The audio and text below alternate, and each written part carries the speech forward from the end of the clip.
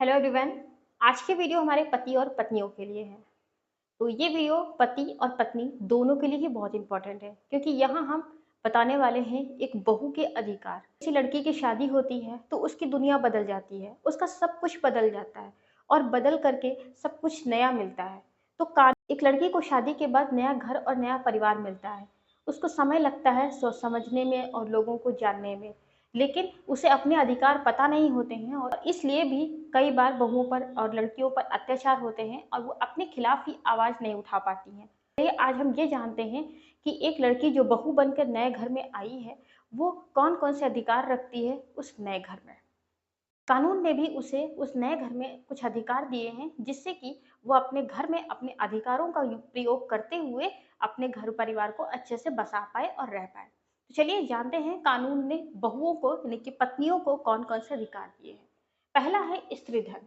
पत्नी का पहला अधिकार क्या है? स्त्री धन। जब भी किसी लड़की की शादी होती है तो उस समय जो भी गिफ्ट मिलते हैं, जो भी उसे जेवर जायदाद मिलते हैं, चाहे वो मायके तरफ से हो, चाहे वो ससुराल तरफ से हो, चाहे वो उसके दोस्त की तरफ से हो, किसी भी तरफ से हो, वो सब कुछ पत्नी का होता है। उस पर ना तो पति का, ना ही ससुराल का, ना ही मायके का, किसी का कोई भी हक नहीं होता है। तो पहला जो अधिकार है वो क्या है? स्त्री धन। दूसरा, पति जैसा जीवन जीने का अधिकार। यहाँ पर पति जैसा जीवन जीने का अधिकार हुआ दूसरा अधिकार। तो दोस्तों ध्यान रखिएगा, ये वीडियो सिर्फ हम पत्नी के लिए बना रहे हैं, यानी कि बहू का अधिकार हम बता रहे हैं। के बारे में आपको राइट्स जानने हो, प्लीज कमेंट करिएगा, हम आपको वीडियो जरूर प्रोवाइड कराएंगे। नेक्स्ट पॉइंट है पति जैसा जीवन जीने का अधिकार। तो पत्नी का अधिकार होता है कि वो पति जैसा जीवन जी सके। पति सादा जीवन जी रहा है तो उसे सादा जीवन जीना चाहिए, और अगर वो लग्जूरियस लाइफ में जी रहा है तो वो भी अपेक्षा करती है कि वो भी लग्जूरियस लाइफ जिए। तो वैसे हर पत्नी चाहती है वो बहुत अच्छी लाइफ जिए, लेकिन उसे ये चीज़ ध्यान रखना चाहिए कि पति की जो हैसियत है उसी के हिसाब से वो अपने जीवन यापन अपने पति के साथ करे।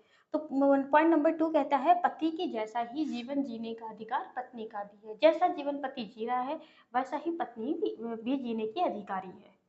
नंबर 3 आता है ससुराल में रहने का अधिकार। होता क्या है, ससुराल वाले या पति मारकर अपनी पत्नी को भगा देते हैं घर से। ऐसा नहीं हो सकता, क्योंकि कानून ने उसे उस नए घर में ये अधिकार दिया है कि वो जो ससुराल का घर है वो उसका अपना घर है।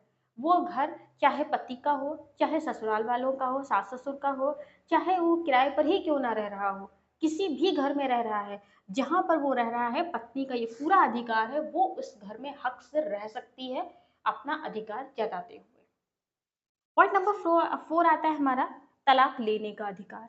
तलाक लेने का अधिकार ये भी पत्नी का अधिकार है। कभी लड़ाई झगड़े की वजह से या फिर पति पति पत्नी में मारपीट होती है, पत्नी को मारता है पति, या वो दूसरी शादी कर लेता है, दूसरी पत्नी लेकर घर में आ जाता है, पत्नी का जीना मुहाल हो जाता है, वो नहीं रहना चाहती है, तो उसके पास कोई और ऑप्शन अब जब नहीं होता है, या जैसा भी सिचुएशन हो, तो उसके पास ये अधिकार है कि वो तलाक ले सकती है, तलाक लेकर अलग हो सकती है पति से।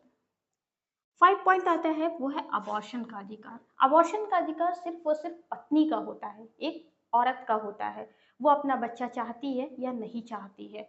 लेकिन यहाँ पर एक चीज़ ध्यान रखिएगा, जब बच्चा 25 हफ्ते का हो जाता है तो उसके बाद गवर्नमेंट भी यहाँ पर रोक लगा देती है कि वो अबॉर्शन नहीं करा सकते। 25 हफ्तों के बाद चाहे वो बच्चा कैसा भी हो, किसी का भी हो, और चाहे ससुराल में हो, चाहे लड़की मायके में हो, कहीं भी हो, लेकिन जो कानून कहता है कि 25 हफ्ते के बाद आप अबॉर्शन नहीं करा सकती हैं। बच्चे की कस्टडी का अधिकार। माँ और बच्चे का जो रिश्ता होता है वो दुनिया से परे नहीं है, हम सबको पता है। तो बच्चे की कस्टडी का अधिकार मैक्सिमम आपने भी देखा होगा कि औरत को ही मिलता है, पत्नी को ही मिलता है। और लड़ाई झगड़े के बाद अगर बच्चा 5 साल से छोटा है तो वो अपने साथ बच्चे को ले जा सकती है। जहाँ भी वो रह रही है, जहाँ भी पत्नी रहना चाहती है, वहाँ अपने 5 साल से छोटे बच्चे को अपने साथ रख सकती है। और उसके बाद जब केस चलता है तो कानून के थ्रू माँ या बाप जैसे बच्चा जिसके पास रहना चाहता है उसको दिला दी जाती है। तो इस तरह से ये हमने अधिकार देखे पति के घर में एक पत्नी के कौन-कौन से हैं। कुछ और हैं, देख लेते हैं। देखिए 7वां देखते हैं क्या आता है, पत्नी का मायके में अधिकार। तो पत्नी का मायके में अधिकार है, जैसा कि हम सब जानते हैं, प्रॉपर्टी में जितने बच्चे होते हैं सबका बराबर का हक सरकार ने दे रखा है हम लोगों को। तो महिलाओं का भी अधिकार अपने मायके में है, लेकिन अगर पिता ने वसीयत ना करी हो, अगर पिता ने वसीयत नहीं की है तो जितने बच्चे हैं उनके, चाहे लड़की हो चाहे लड़का, सबका बराबर का हक है। लेकिन अगर पिता ने कहीं कोई वसीयत कर दी है, चाहे वो बेटी के नाम हो चाहे वो बेटे के नाम हो, तब फिर उस दूसरे बच्चे का, यानी कि लड़की अगर लड़कों के नाम कर दी है वसीयत, तो लड़कियों का वहां पर अधिकार खत्म हो जाता है। अदरवाइज अगर वसीयत नहीं है तो फिर पत्नी का मायके में अधिकार होता है। हर बच्चे का मायके में, यानी कि चाहे लड़की हो चाहे लड़का, दोनों का ही अपने घर में, अपने घर की प्रॉपर्टी में हिस्सा होता है। नेक्स्ट पॉइंट 8 आता है हमारा, घरेलू हिंसा से बचाव। तो जैसा कि महिलाओं के साथ सबसे जो बड़ी समस्या यही है, घरेलू हिंसा, डोमेस्टिक वायलेंस, जिसके खिलाफ वो खड़ी ही नहीं हो पाती हैं, वो बोल ही नहीं पाती हैं, चाहे वो दबाव में आकर के, चाहे डर से या किसी भी कारण। तो वो जरूरी नहीं है कि पत्नी पर पति के द्वारा ही हिंसा की जा रही हो। अगर वो घर घर के किसी मेंबर के द्वारा की जा रही है, तब भी वो घरेलू हिंसा है। और जरूरी नहीं है घरेलू हिंसा से पीड़ित केवल बहुएं ही हैं, बल्कि बेटियां भी बहुत सी घरेलू हिंसा से पीड़ित हैं और माएँ भी हैं। तो घरेलू हिंसा एक्ट के थ्रू आप कानून का सहारा लेकर के घरेलू हिंसा से अपना बचाव कर सकती हैं। नेक्स्ट है भरण पोषण का अधिकार, यानी कि मेंटेनेंस का अधिकार। पति का ये कर्तव्य होता है शादी के बाद कि अपनी अपनी पत्नी और अपने बच्चों का भरण पोषण, यानी कि मेंटेनेंस करे। लेकिन यदि वो मेंटेन नहीं करता है तो वहां पर पत्नी कानून का सहारा ले सकती है और कानून पत्नी को पति के द्वारा मेंटेनेंस, यानी कि भरण पोषण दिलाएगा।